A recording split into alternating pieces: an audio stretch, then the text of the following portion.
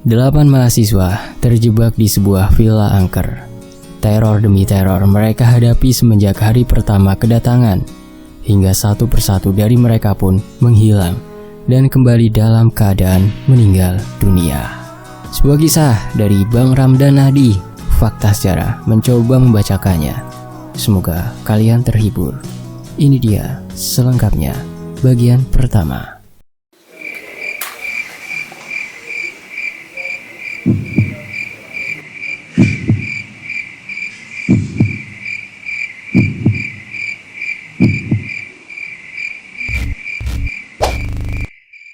Mika, minggu depan jadi nggak? Tanya Laura. Anak-anak yang lain gimana? Kamu udah ajakin belum? Sahutnya. Si Gladys sama Rere sih pasti ikut. Coba ntar pas abis kelas ini, aku samperin mereka. Soalnya suka beda omongan di grup WhatsApp sama langsung. Kamu atur aja, aku kan cuma modal mobil doang. Dosen masuk ke dalam ruangan dan kelas pun segera dimulai. Sementara itu, di ruangan lain, Rere sedang membicarakan hal yang sama tentang rencana liburan mereka minggu depan. Nil, kamu ikut nggak? Tanya Rere pada Daniel yang sedang asyik mendengarkan lagu menggunakan earphone. Budek nih anak. Rere menarik salah satu kabel earphone-nya. Apaan sih, Re? Daniel tampak sedikit kesal dengan ulah Rere. Kamu jadi ikut nggak ntar? Lihat sikon dulu, siapa aja emangnya sih? Sejauh ini baru 4 orang. Gladys ikut gak? Kamu tanya sendiri aja sama anaknya. Tuh, Rere menunjuk Gladys yang sedang asik menatap layar ponsel.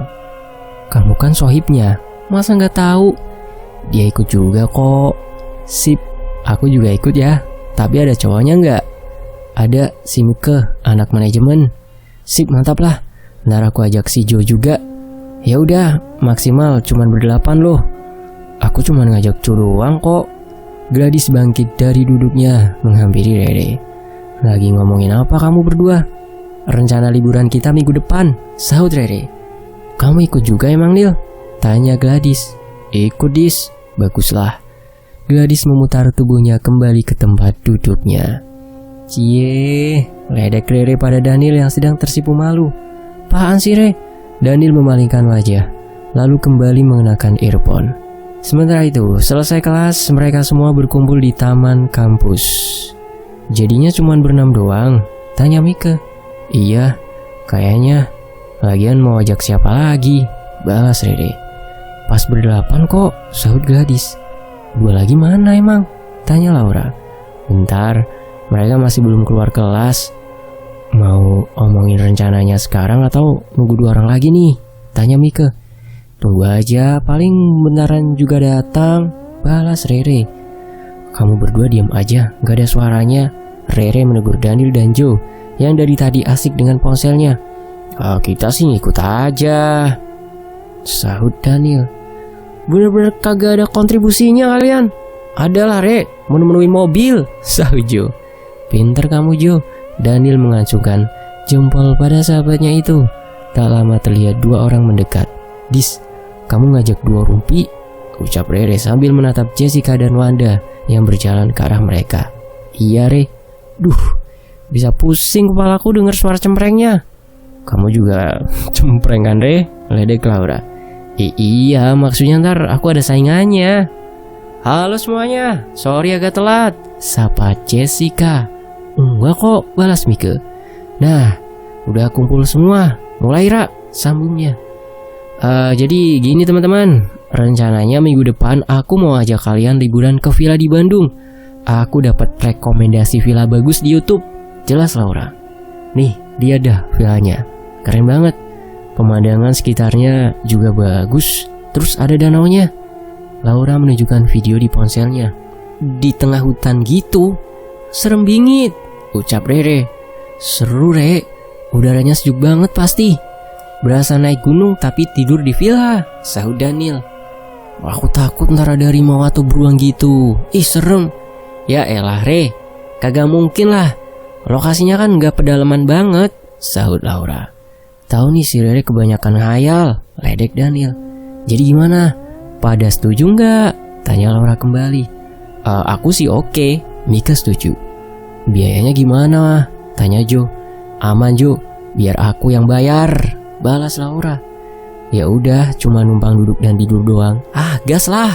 Daniel setuju, diikuti yang lainnya. Setelah mengobrol sebentar tentang hari dan waktu keberangkatan, mereka pun membubarkan diri. Hari yang ditunggu-tunggu pun tiba. Rere, Gladys, dan Laura sudah menunggu di depan kampus. Masing-masing sudah membawa tas. Tak lama, Joe dan Daniel pun datang, diikuti dengan Jessica dan Wanda.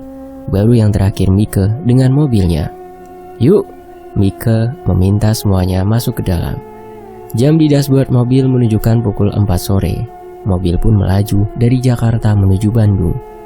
Kalau aku cek di Google Maps sih kira-kira 3 jam lebih lah baru sampai, ucap Laura yang duduk di kursi depan. Iya, kalau nggak macet itu juga, Ra, sahut Rere dari kursi paling belakang. Semoga aja nggak macet. Sementara itu mobil sudah memasuki jalan tol.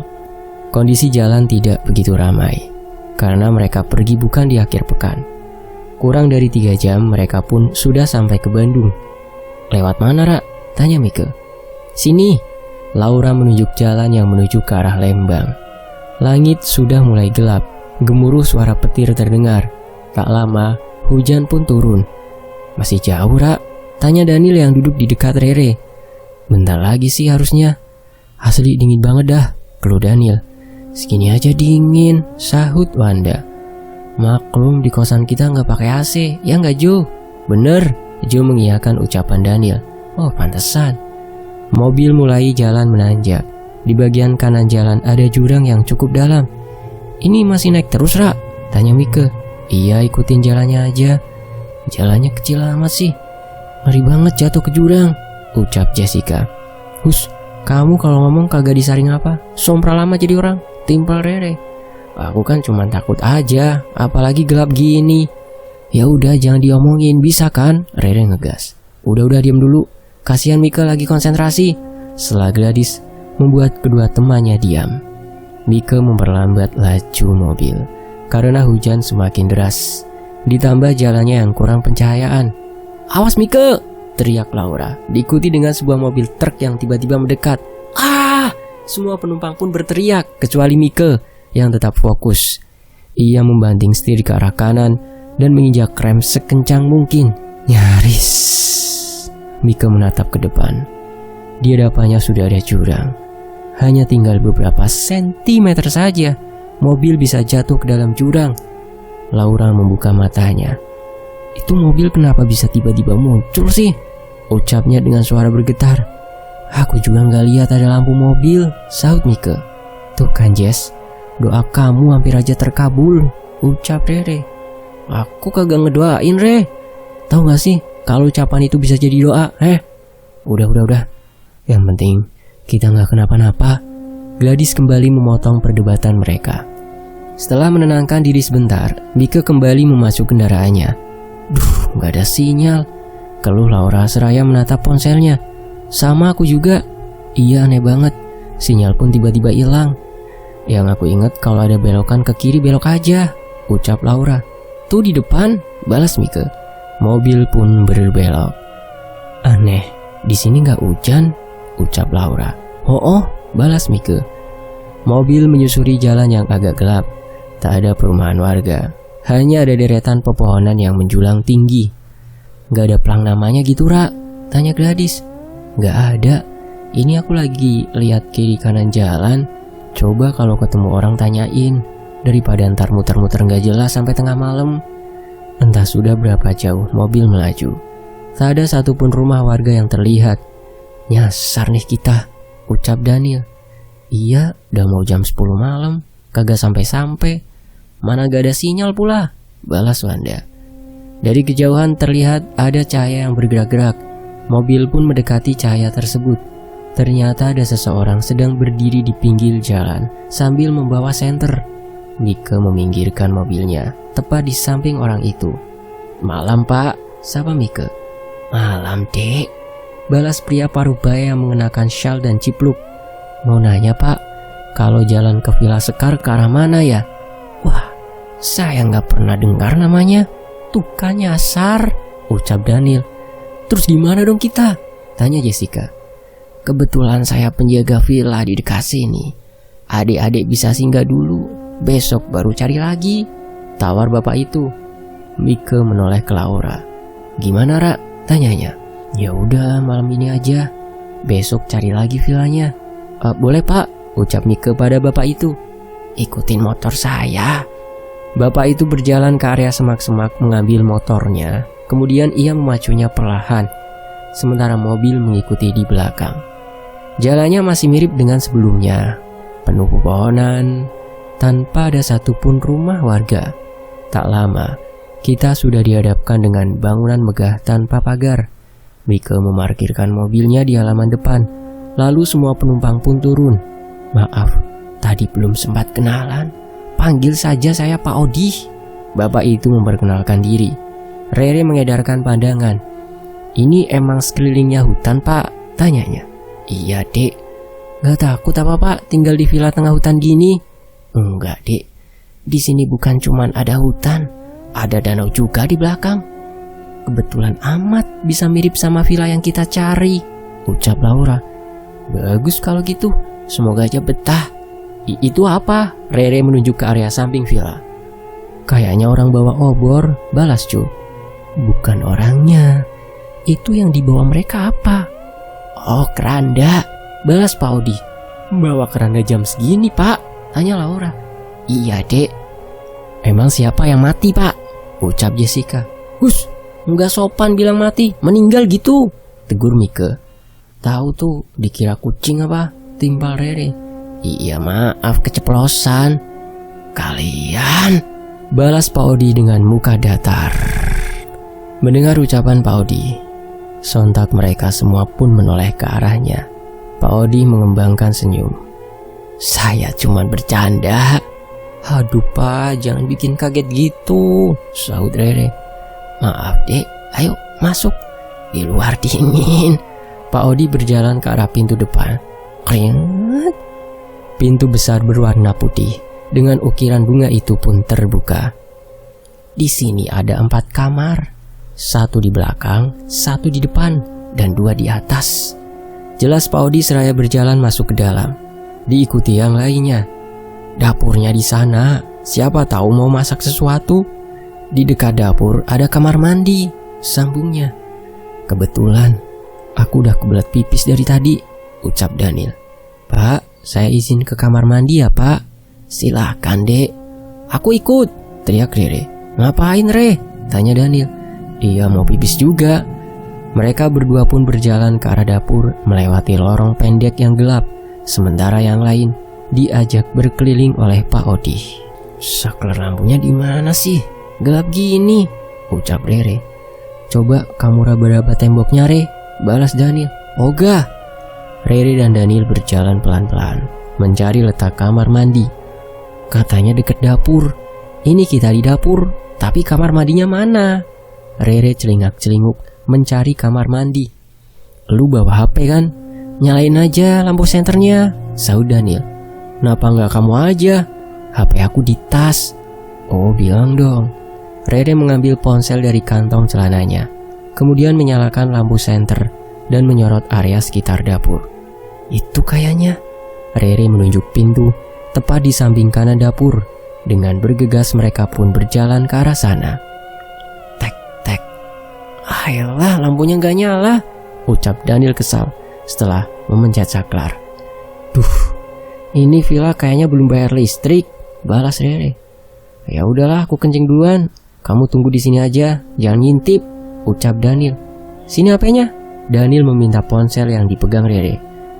Iya, no, lu gelap-gelapan aja, Rere menolak.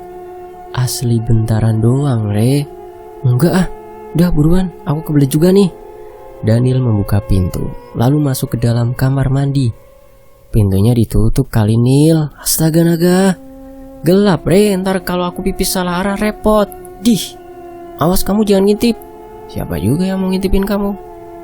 Di sisi lain, dari kamar ini bisa langsung lihat danau, ucap Pak Odi sambil membuka salah satu pintu kamar di lantai 2. Wah, kalau pagi keren banget pasti, balas Jessica.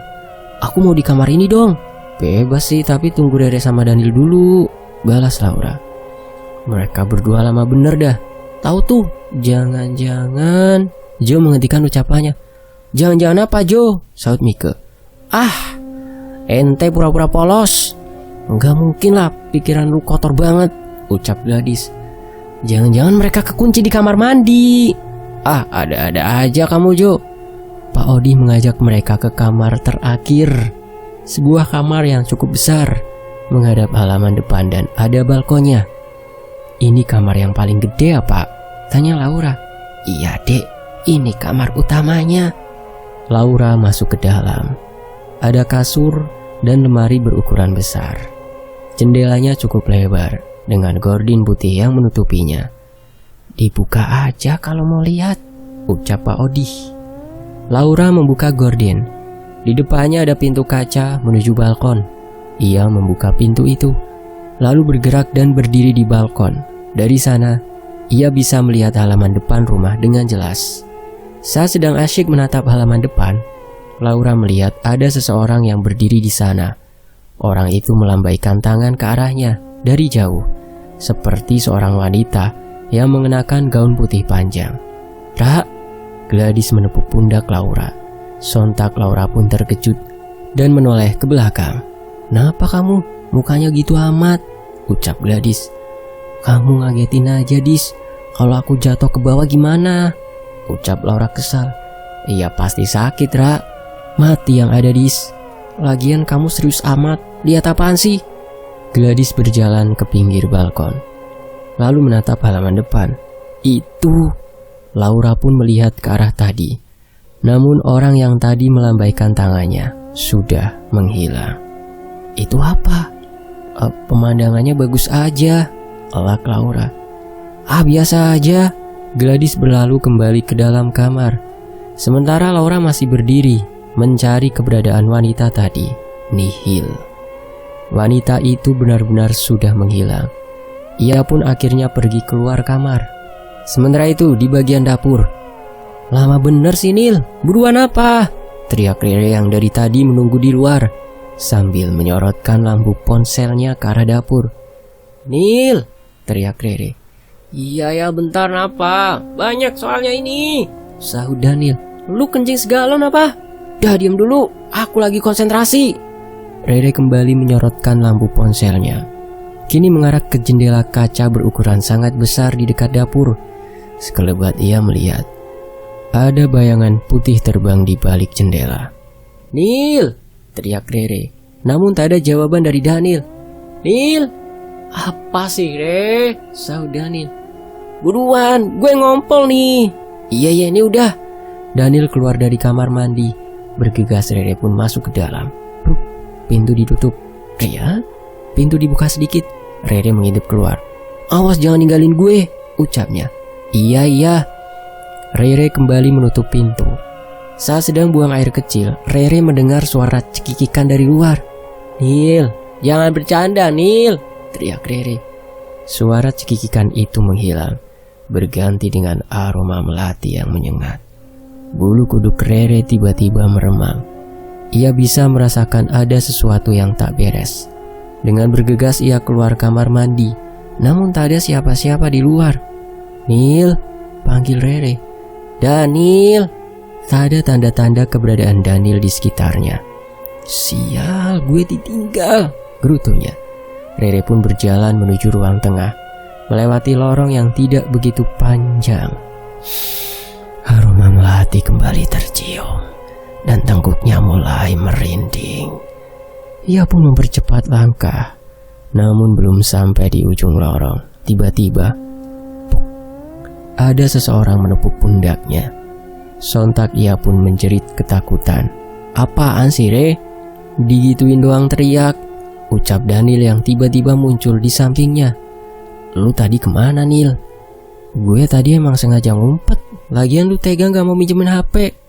Mereka pun lanjut berjalan berdampingan. Puk, ada yang menepuk pundak Rere. Gak usah iseng Nil, sentak Rere seraya menghentikan langkahnya. Apaan sih Re? Daniel bingung. Ngapain megang-megang pundak gue? Kagak Re, tangan gue dari tadi di sini nih. Daniel mengangkat kedua tangannya ke depan wajah Rere. Lah terus, ini tangan siapa? Tanya Rere sambil menunjuk tangan yang masih memegang pundak kirinya. Ah, Daniel pun melihat tangan di pundak Rere. Perlahan mereka menoleh ke belakang, namun tidak ada siapa-siapa. Beberapa detik, Rere dan Daniel saling bertatapan. Tak lama mereka kompak berteriak kencang sambil berlari ke arah ruang tengah. Ah! Kamu denger gak, Mika? Tanya Laura yang sedang duduk di ruang tengah lantai 2. Dengar, Mika bangkit. Kayaknya itu suara Rere sama Daniel. Iya ya.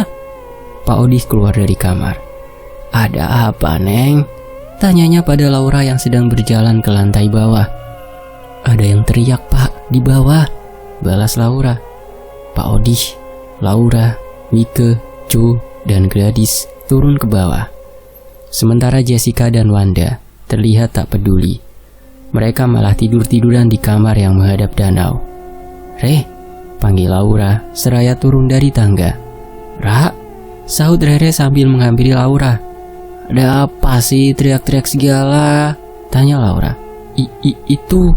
Rere tak sanggup bercerita, malah menuju ke lorong yang tadi ia lewati. Itu apaan sih, Re? Ngomong yang jelas napa? Ucap Gadis. Itu di sana ada. Rere kembali menghentikan ucapannya. Plak. Ia malah mengeplak kepala Daniel yang berdiri di sampingnya. Au, sakit, Re. Daniel kesakitan. Lu bantuin ngomong lah. Udah tahu aku masih deg-degan parah. Jantung aja berasa dangdutan ini, keluh Rere. Nah tuh lancar ngomongnya, sahut Daniel. Plak. Kali ini Rere memukul badan Daniel. Lu aja yang cerita. Jadi gini. Daniel menceritakan kejadian tadi. Tangan. Pak Odin tampak kaget setelah mendengarkan cerita Daniel.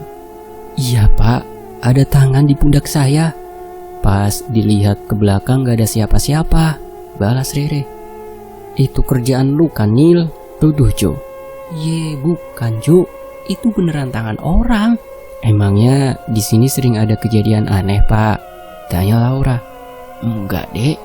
Selama Bapak jaga di sini, belum pernah ada kejadian aneh-aneh.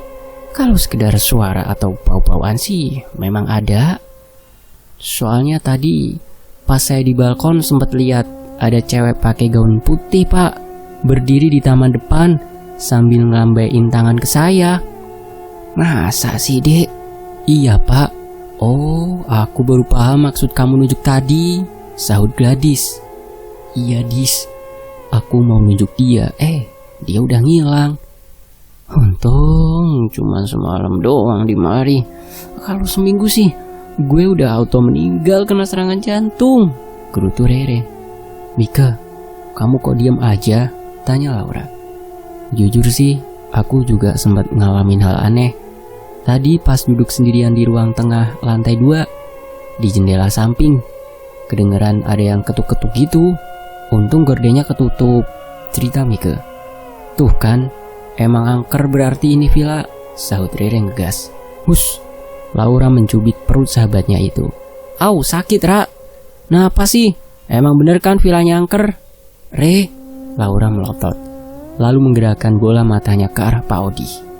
Oh, bilang dong. Rere tersenyum setelah memahami kode dari Laura. Maaf, Dek. Semoga aja malam ini gak ada gangguan lagi, ucap Pak Odi. Iya, Pak, balas Laura. Udah malam, sebaiknya adik-adik istirahat, biar besok kuat keliling-keliling. Saya pulang dulu, Dek. Laura mengantar Pak Odi sampai pintu depan. Ini kuncinya, Dek.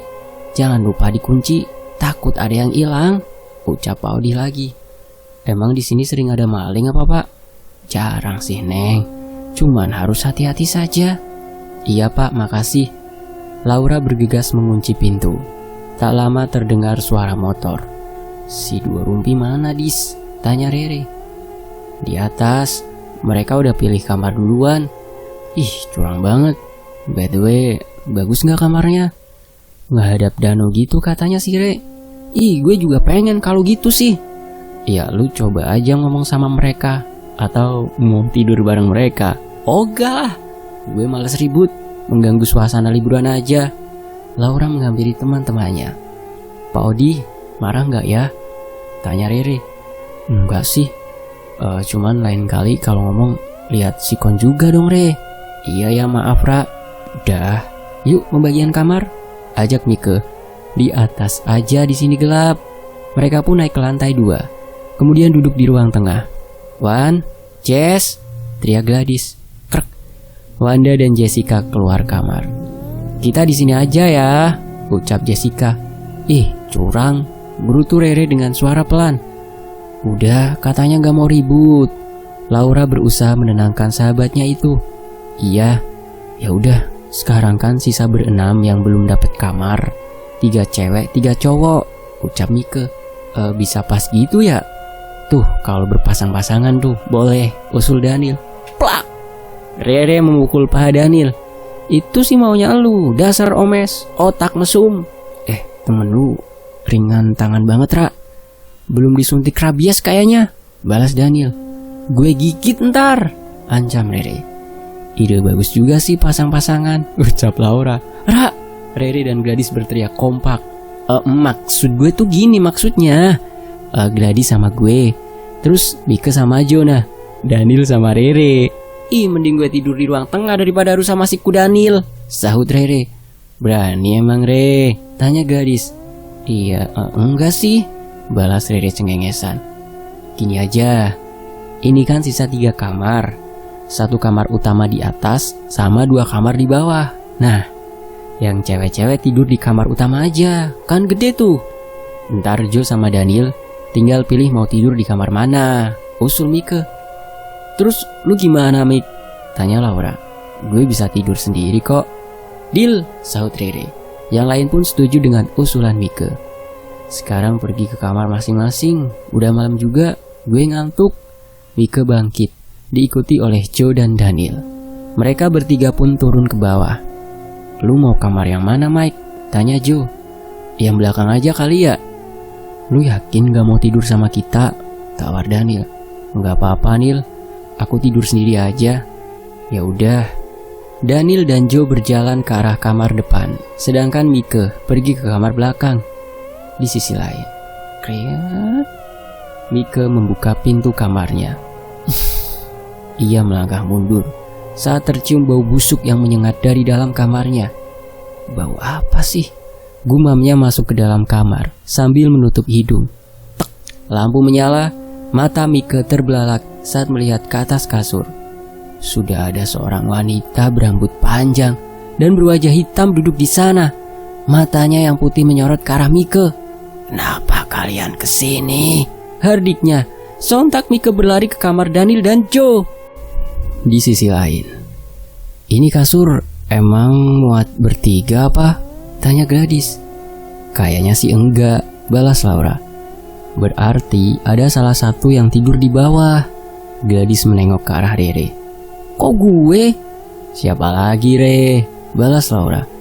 Itu cukup kau bertiga, kita berjajar aja kayak pindang. Lu kan kalau tidur muter sahut Laura. Kagak Ra, lu jangan fitness deh. Ah, dulu juga gitu. Please lah Ra. Masa tega banget gue disuruh tidur di lantai? Ya udah, tidur bertiga di kasur, tapi awas lu Re. Kalau nggak mau diem, gue tendang ke bawah. Iya ampun, segitunya. Di sisi lain, tok tok tok tok. Mike mengetuk pintu kamar Jo dan Daniel sambil melihat sekitar. Khawatir si wanita berwajah hitam itu ada di belakangnya. Keringat. Pintu terbuka. Ada apa Mike?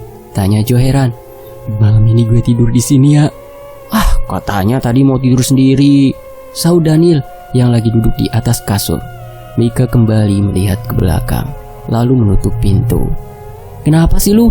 Jo heran dengan sikap aneh Mike. Mike mengambil nafas panjang. Tadi kan gue ke kamar, terus pas buka pintu ada cewek. Wih, siapa tuh? Potong Daniel. Diem Nil, balas Jo. Lanjut Mik. Cewek rambut panjang, mukanya hitam, terus matanya putih. Mike menjelaskan ciri-cirinya. Terus dia bilang, ngapain kita di sini? Ya lu jawab aja Mik. nginep sehari doang gitu, sahut Daniel. Boro-boro gue jawab, Nil, lihat mukanya aja gue langsung kabur kemari. Kan tadi gue udah bilang, Mik, lu yakin tidur sendirian? Soalnya gue udah ngerasa kalau villa ini angker.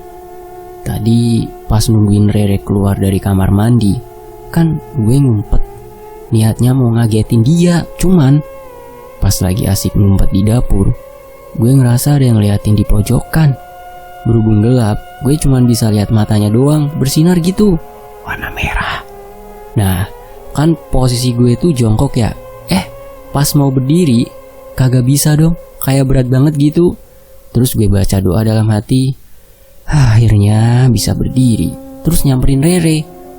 Dia udah gak ada. Buru-buru gue susul dia. Sampai akhirnya gue lihat ada tangan di pundak Rere. Tangan doang, gak ada badannya, cerita Daniel. Serem amat sih. Untung gue kagak ngerasain atau lihat apa-apa, balas Jo. Belum aja Jo. Jangan sampai deh. Daniel bangkit dari duduknya. Di sini kasurnya kecil, jadi mending tidur di lantai aja bareng-bareng yuk. Mending spring bednya diturunin ke bawah, biar badan gak nyentuh lantai. Jadi kaki doang, soalnya pasti dingin banget ntar, usul Mike. Nah, boleh juga tuh, Jo setuju. Di sisi lain, tuk, tuk. Dengar gak Jess? Tanya Wanda sambil menatap ke jendela. Dengar apa? Balas Jessica yang sedang berbaring di atas kasur. Tadi ada yang ngetok jendela. Salah denger kali lu. Ini kan lantai 2. Masa ada yang ngetok jendela? Iya kali ya, efek ngantuk kayaknya jadi halu. Bener. Wanda ikut berbaring di atas kasur. Lu ngeliatin HP mulu dari tadi? Tanyanya. Gue bingung dah. Dari tadi gak ada sinyal. Berasa tinggal di pedalaman aja, keluh Jessica. Hari gini masih ada tempat yang tak terjangkau sinyal. Udah 2021 padahal. Makanya pusing gue. Gak bisa scroll TikTok sama cek Instagram. Udah, mending tidur dah, biar besok bisa cepet pergi dari sini. Iya. Jessica mulai mengatur posisi bantalnya dan menarik selimut. Tuk. Kali ini keduanya mendengar bunyi ketukan itu. Tuh, ada lagi, ucap Wanda. Iya, gue dengar.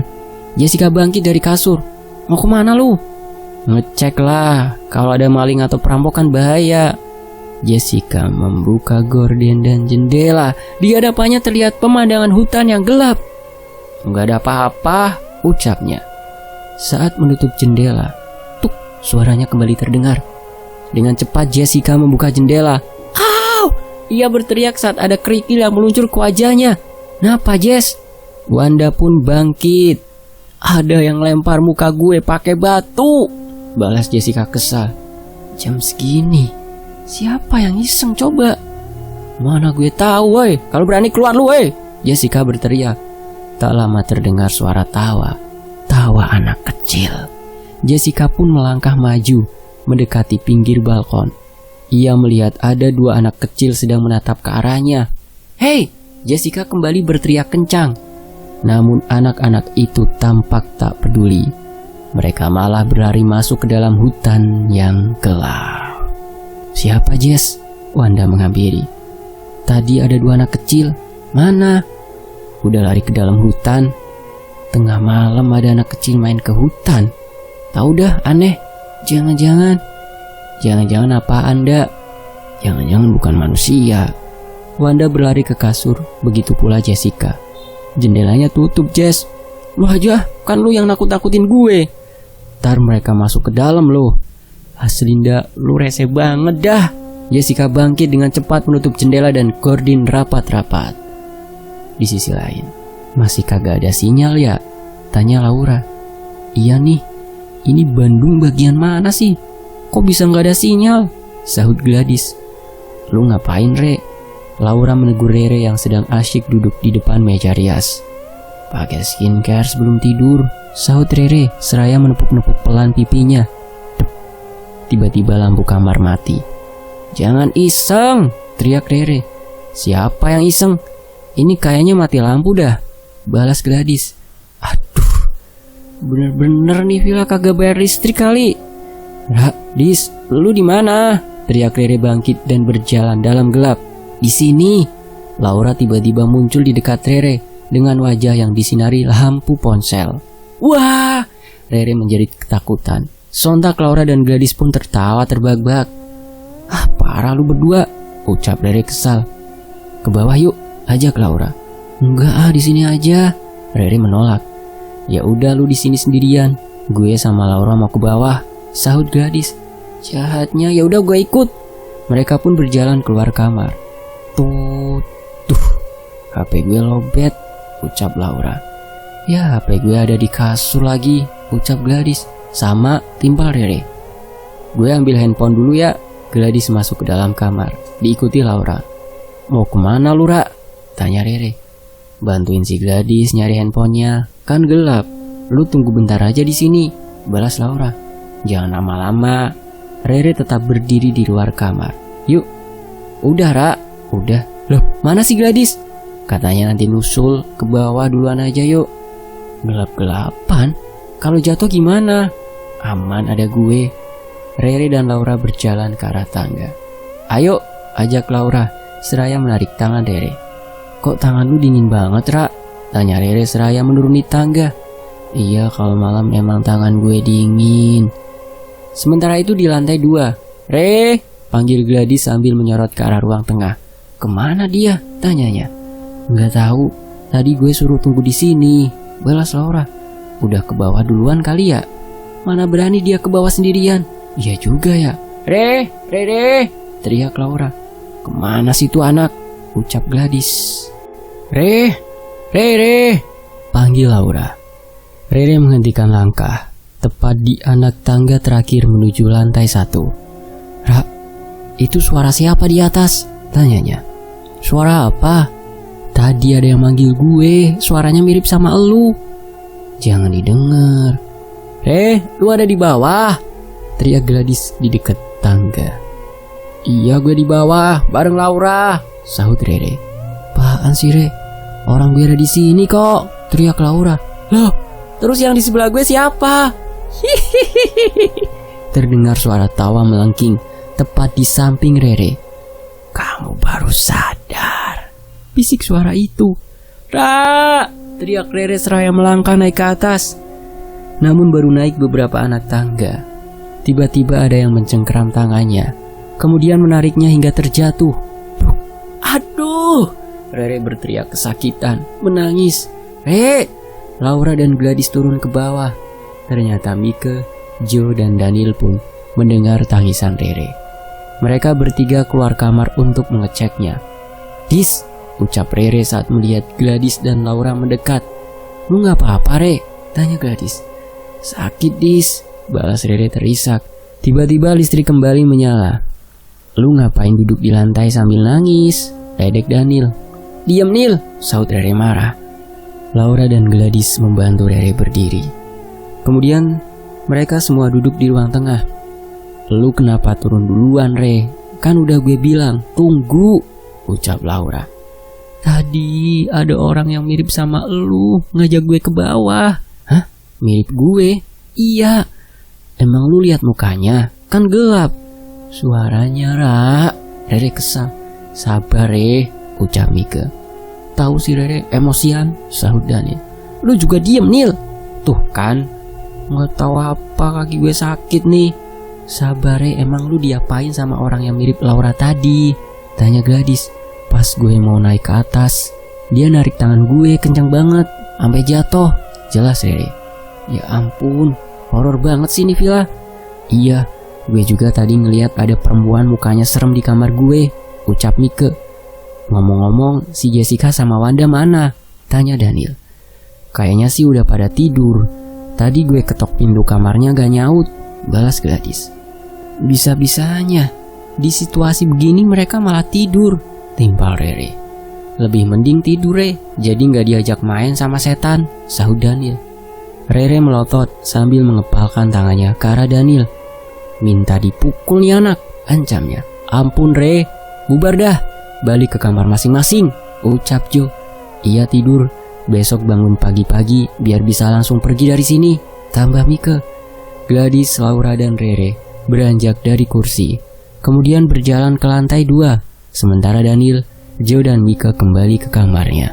Saat Gladys, Laura dan Rere melangkahkan kaki di lantai 2, pintu kamar Jessica tiba-tiba terbuka. Terlihat Jessica dan Wanda berlari keluar. "Napa lu?" tanya Gladys heran. "Tadi lu ngetuk pintu ya, Dis?" tanya Jessica. "Iya, gue panggil-panggil kagak nyaut. Gue sama Jess bisa tidur bareng kalian gak?" sela Wanda. "Hah? Nggak salah dengar gue, bukannya lu yang milih kamar itu?" sahut Rere. "Iya, cuman tadi..." Wanda menghentikan ucapannya, malah melirik ke arah Jessica. "Ceritanya di kamar lu aja," timpal Jessica. "Ya udah," Gladys setuju.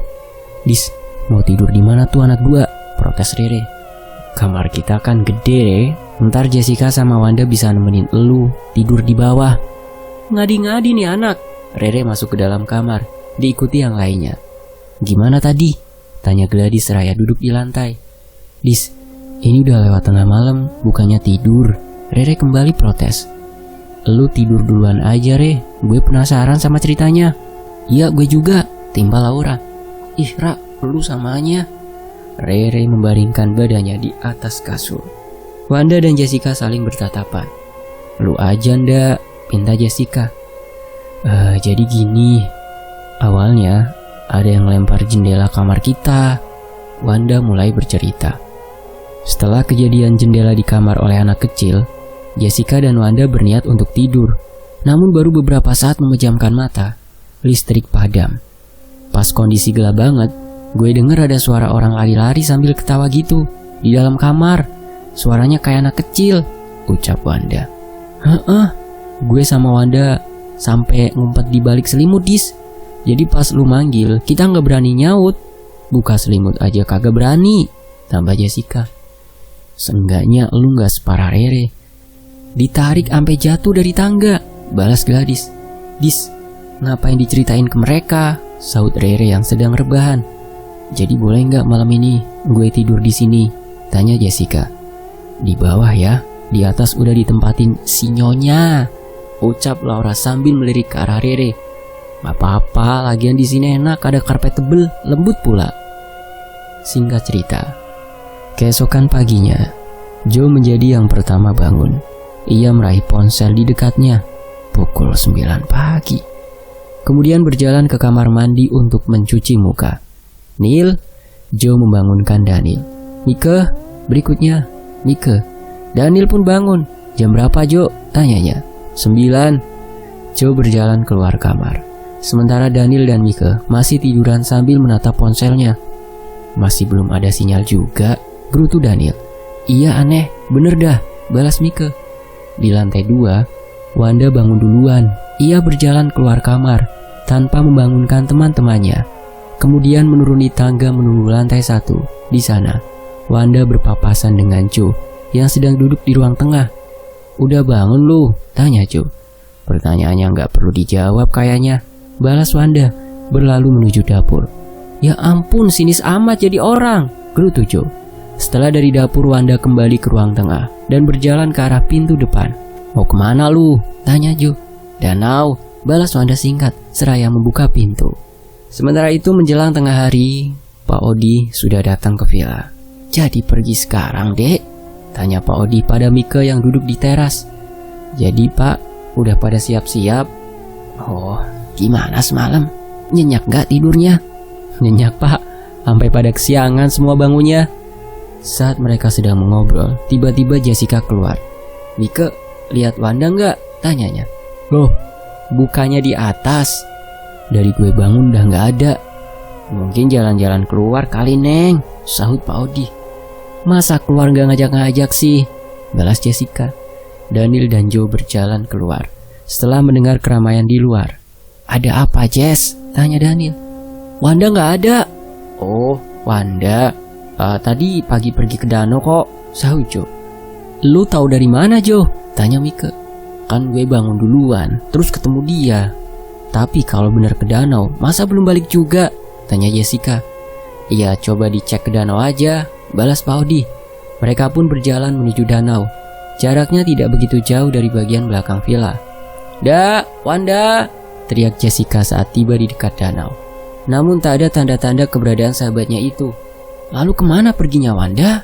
Joe, Daniel, dan Jessica menyusuri tepi sungai.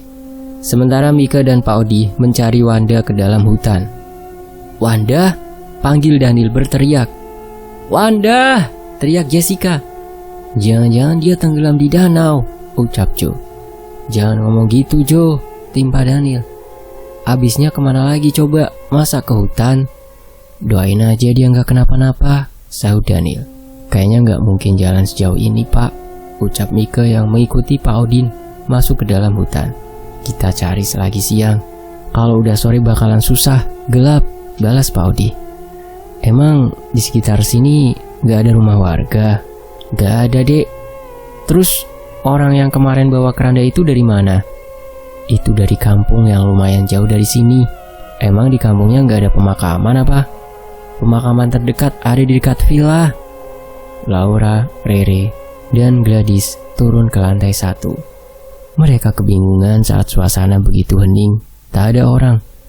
Mika, panggil Laura. Namun tak ada jawaban. Pada kemana sih? Tanya Rere. Kayaknya pada nyari Wanda, balas Gladys. Tuh anak nyusahin bener deh. Udah tahu mau pergi, malah kelayapan. Mereka pun duduk di ruang tengah, menunggu yang lain datang. Tak lama, Daniel, Joe, dan Jessica kembali ke villa. Tuh, udah pada balik, ucap Rere seraya mengarahkan pandangannya ke pintu depan. Gladys bangkit. Gimana Jess? Ada? Tanyanya. Jessica menggelengkan kepala. Sama sekali gak ada yang tahu Wanda kemana, tanya Laura. Tadi pagi sih dia bilang mau ke danau, tapi pas kita cek sana gak ada siapa-siapa, balas Joe. Ah elah, masa kita nginep sehari lagi di sini sih? Gerutu Rere. Kita gak mungkin ninggalin Wanda, Re, balas Gladys. Mika mana? Tanya Laura. Oh iya, dia belum balik. Daniel berbalik tanya. Belum. Dari tadi kita cuman bertiga doang di sini. Terakhir sih dia nyari ke dalam hutan bareng Pak Odi. Loh, Pak Odi dari tadi ada di dapur loh, lagi pasang lampu kamar mandi. Gue lihat sendiri dia pergi ke hutan bareng Pak Odi kok, sahut Joe. Pak, panggil Laura. Iya Neng. Pak Odi muncul dari lorong. Spontan, wajah Daniel, Joe, dan Jessica pun tampak kaget. Bukannya tadi bapak pergi sama Mika ke hutan? Tanya Daniel. Iya, tapi saya pulang duluan. Soalnya langitnya udah mendung, takut hujan. Terus Mika kemana? Kayaknya masih di hutan. Kenapa bapak tinggalin sih? Kalau dia nyasar gimana? Laura tampak kesal. Tadi sudah saya ajak pulang, tapi dia gak mau, katanya mau cari sebentar lagi. Kacau, Wanda belum ketemu, sekarang tambah Mik. Alamat gak jadi pergi dari sini dah, ucap Rere. Lu malah ngomongin pergi dari sini. Sekarang yang penting Mika sama Wanda ketemu dulu, balas Laura kesal. Ia pun berjalan ke arah pintu depan, diikuti Gladys. Mau kemana, Ra? Nyari Mika lah, sahut Laura. Pak, boleh tunjukin terakhir kali lihat Mika di mana? Ucapnya seraya menoleh ke Pak Odi. Langit udah gelap, Neng, balas Pak Odi. Gak apa-apa Pak, selagi belum hujan. Baik Neng, mari saya antar. Pak Odi pun ikut dengan Laura dan Gladys, disusul Daniel, Joe, dan Jessica. Lu kagak ikut, Re? Tanya Daniel sebelum melangkahkan kaki keluar. Kagak, berani sendirian di sini. Hati-hati ada tangannya megang pundak lagi. Gak usah nakutin, Nil. Rere kesal. Daniel pun berlari keluar sambil tertawa. Di ruang tengah, Rere celingak-celinguk tak jelas.